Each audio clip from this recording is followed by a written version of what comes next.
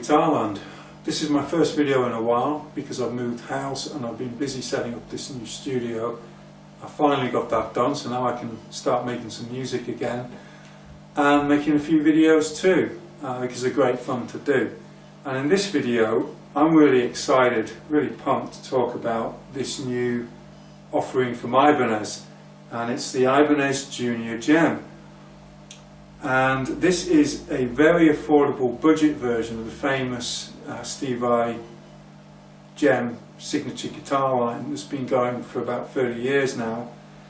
Now traditionally the Ibanez Jem was one of the very best guitars that Ibanez made, so they had a price tag to match. You were talking thousands of pounds in order to buy one. But in recent years Ibanez have been making affordable versions of, well, not just the Jem but many guitars in their Indonesian factory. And this new Junior Jem is incredibly affordable. It's almost a tenth of the price of the Japanese made Jem. So this costs about £430 in the UK. That's probably going to be about the same in dollars in the US. And that compares to about £2,500 to £3,000 for a made in Japan Jem. So a hell of a lot cheaper. Now later in this video I'm going to be talking in more detail about this guitar and comparing it with more expensive Jems, and really analysing what you get for your money. But before I get to all of that, you want to hear what it sounds like, so I'm going to play a tune and you can decide how good you think it sounds. In the tune that you're going to hear, I'm going to play not just this Ibanez Junior Jem, but I'm also going to play this Ibanez Premium Jem. This is also made in the same Indonesian factory that the Junior Jem is, but this costs about 3 or 4 times more. This is about, well, it costs about £1,300 now in the UK, although I managed to get it for less than that a couple of years ago before the exchange rate went up.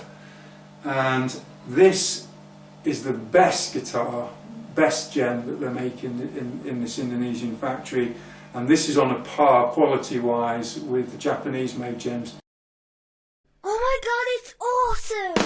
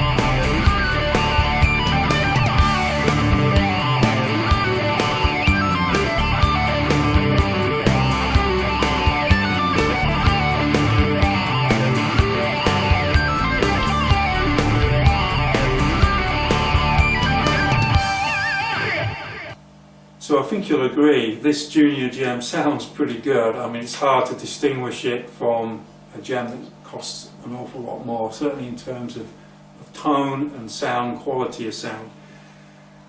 And that is an important part of the guitar. You know, how good does it sound? I mean, I do sometimes get asked the question, how much money do you need to spend on a guitar to get a good guitar? And that is a very difficult question to answer. There are a certain set of characteristics for a guitar, and in my opinion you can sort of rank them in order of what, you know, priority. On top of that list is probably how good does a guitar sound, closely followed by how easy is it to play, how well does it play. Then, you know, how well does it stay in tune, how easy is it to keep its intonation, does it lose its tuning as you take it from one environment to another. And then things like the quality of the craftsmanship and the quality of the materials. Now these things aren't completely divorced from each other, because obviously the better the quality of the materials and the better the craftsmanship, the more likely it is you're going to have a guitar that plays well and stays in tune. But you know, some guitars score higher in some areas and score lower in others. So, but the key thing is how much of all that can you get with a cheap guitar? Well, I think it's very important to keep in mind that some of the most famous guitar tones and guitar recordings in history have been made with really cheap, customized guitars. I mean, Eddie Van Halen famously used a basic Stratocaster that he heavily modified in his early days and made some of the most famous guitar recordings ever with that. So you've got to keep an open mind. So let's talk about how this Ibanez Jem Junior sort of stacks up in those various departments, those various qualities of the guitar. Well, first of all, the quality of the tone. Well, I think you'll agree from that video, that music video that I just played, that it does sound great. It sounds really good. The pickups are great. They're obviously cheaper pickups compared to the more expensive Jems, but you can barely tell the difference. I mean, different pickups have got different tonalities. They'll have slightly different windings, basically just a slightly different sort of equalization, a little bit more mid, a little bit more high or low, and so it's difficult to say this pickup's better than that pickup. I mean, it's just different. It's got a different tonality. And these pickups are a little bit beefier, I think. They've got maybe a little bit more higher output, perhaps, compared to the pickups in the premium model Jem. But they sound great. I think it's very important to see how good an electric guitar sounds unplugged. I mean, you can tell a lot just by playing the guitar unplugged. If it doesn't sound good unplugged, it's probably not going to sound so good when you plug it in. You can have a guitar that's great unplugged, but is let down by poor pickups. You can always put that right. But if you put great pickups in a guitar that doesn't sound so good unplugged, then it's going to be a lot harder to put that right, if you can put it right at all. So what am I talking about? I'm talking about how well do the strings ring out, how well do they resonate, how does the whole vibration of the strings interact with the body and the neck. Are there any dead spots? Does it sustain well? Well, top marks in that department. It sounds great. The guitar, the notes ring out true. You get a good sustain. In terms of tuning, it stays in tune incredibly well. It's obviously a locking Floyd Rose tremolo system like all the Jems. I'll talk about the quality of the components last, but it does stay in tune really well. I've given it some quite firm abuse on the tremolo and it stays in tune great. The intonation is good. I had to change that just a little bit, but the intonation all over the neck is good. It's great. Now then, its playability. Well, its playability is also really good. I mean, that is what Ibanez Jems are renowned for. You know, they're very, very easy guitars to play. They've got jumbo frets, quite wide, flat, fast necks. sometimes when you offer a cheap guitar, it's been hard to keep the quality of the tone and the playability high, but Ibanez managed to do that with this Junior Jem. It plays great. The action's a little bit high compared to the premium Jem, but I could probably lower it, but I'm not going to because it's low enough. I did change the truss rod a little bit because it had a little bit too much relief on it, so I wanted to just get the neck a little bit flatter, and it sounds great and plays great. Now, in terms of the quality of the materials and the craftsmanship, well, that's one area where this guitar doesn't score as highly. It scored very high in the tone, very high in the playability, very high in its tuning and stability of tuning. But one area where it perhaps doesn't score so highly is in the quality of the materials and the quality of the craftsmanship. Now, having said that, it's not bad, it's very good, but it is noticeably lacking in some areas. For a start, the hardware is clearly less expensive. The bridge, it's not one of the edge tremolos.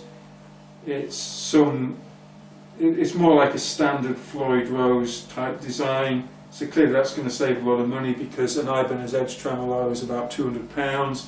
This probably only costs a quarter of that. The pickups, well, the pickups are cheaper, as I said. They've got a different tonality, a different sound, but they don't sound worse, they just sound different. Clearly these are going to be cheaper than the DiMarzio pickups that you get in the premium model Jem or in the Japanese Jems. And so, you know, 3 DiMarzio pickups is probably going to cost you somewhere in the region of £250, whereas these probably only cost about £50 for all 3 of them. So clearly you can save a huge amount of money just with the pickups and the bridge, and that's what they've done. How well does the bridge work? Well, the bridge is stiffer, I would say, than the edge tremolo. You can probably get a lighter tremolo by messing around with the springs at the back, either trying different springs or going to 2 springs instead of 3. But it's good. It's certainly good in staying in tune, and that's probably the most important thing you want from a Floyd Rose bridge. The quality of the finish of the bridge, well, very good, very good. It's got a lovely chrome plating. It certainly aesthetically looks very nice. It's clearly not as pleasing on the eye as the edge tremolos. One noticeable defect with the pickups is that the plastic covers on one of the humbuckers are not flat. They're slightly misaligned at an angle. That's that's just a tiny little defect. The scratch plate's very well made. It did come with a plastic film on it, which is very awkward to release. So again, there's another little cost saving. You have to basically remove some of the final packaging. The quality of the paintwork. Now, one reason I bought this guitar was because it was this wild, shocking pink guitar. I always wanted a pink Jem, as I said before. And the quality of the paint is very good, but there are a few areas where it's not finished as well as the premium model. For example, you can see some areas where the pink paint hasn't quite been properly applied in some of the recesses for the neck joint. The recess of the monkey grip handle, the paint hasn't quite been applied properly in there. You can see the white undercoat. Around the bridge recess you can see some definite defects where the paint hasn't been properly applied around the edge. But in fact, these are so small I didn't even notice them when I bought the guitar, and it's just going over it with a fine tooth comb that it's just going over with a fine tooth comb that I've noticed some of these things. So the neck's got a very fine satin lacquer that's been put on it, I think, and the application of that is pretty good, except just around the back of the headstock it's a little bit rough where it hasn't been sanded down quite so nicely. The quality of the fretboard is very high. I can't see any defects there. The frets are finished very nicely. The quality of the inlay is great. I mean, to be honest, the quality of the inlay is better than the original 1980s Jems, because now they can use CNC machines to cut the recess in the fretboard. So that's all very, very clean, very well done, very precise. The materials, well, the materials are clearly cheaper. It's got a mahogany body, so it does feel a little bit heavier than the other Jem. That could just be in my imagination. It's got a maple neck, it's got a scarf joint at the back. The Cobalt, I think it's called, wood for the fretboard, which looks like rosewood, but of course it isn't rosewood, because there's a ban on rosewood at the moment. In terms of there's a few defects where the neck doesn't quite sit in the neck pocket perfectly. You can see that there's a little gap there. That's not quite as good as it could be. So yes, I would say, you know, I'd give it 4 stars out of 5 for finish, craftsmanship and finish, whereas normally the Jem score sort of 5 out of 5 for that. I always wanted a pink Jem, because in the original lineup back in the 1980s they had a green model, a yellow model and a pink model, and I always fancied a pink model, but the pink models were really rare back in the 80s, and the reason for this, I believe, or so I've read, is that the pink paint faded very badly, so Ibanez pulled the production of the pink model and they only made a small number compared to the yellow model, which is much more numerous, and the green model, well, I think they only made 777 of the green models, but I think we were talking like a third of that for the pink models, with a lot less of them. And there was actually a pink model which had a rosewood fretboard and a pink tree of life, and that was so rare. I think they only made like 100 or so of those, and again they pulled them for the same reason, because the pink faded and they did people to think that they weren't making good guitars, so I think that's why they pulled them. Those original pink models with the pink tree of life can change hands for many thousands of pounds because they're so rare. But anyway, I always wanted a pink model, and I couldn't believe Ibanez launched a 30th anniversary model of the Ibanez Jem recently, the Jem 777, and that was a reissue of the 1980s models that were pink, yellow and green. And presumably the new pink ones, they don't have any problems with the pink paint fading, but the 30th anniversary models cost like $3,000. So, you know, I just can't justify going out and spending $3,000 just because I want a pink Jem. I've already got an original 1980s Yellow Jem, and I've got this premium model. But when I saw that a few months later they released this pink Jem Junior, I thought, oh wow, I can get a pink Jem and I only have to pay £400 and not £3,000. And so I rushed down to the shop all excited, and of course in the back of my mind I was worried, yeah, it's pink but it's going to be rubbish because it's so cheap. Not at all. It is really, really good. And quite honestly, it should be, because really good guitars being made at very affordable prices in Chinese and Indonesian factories. So yeah, for 400 quid you'd expect to get a really good guitar today, and this is a really good guitar. And if you're a Jem fan, and like me you want a pink model or you want a yellow model, and you don't want to have to go out and spend another $3,000 or so, then have a look at these Jem Juniors. I think you'd be pleasantly surprised. And of course there is another dimension to this. These are eminently upgradable. If you don't quite get on with this slightly cheaper tremolo and you don't think the pickups are quite as good as they could be, you can always upgrade that. You can put in an edge tremolo, you can put in better quality pickups, and I think the basic frame, the basic body and the neck are good enough to justify an upgrade. So yes, that's me talking about the Ibanez Jem Junior. Over and out. If you want one, go down and get one. I recommend it. It's a good guitar.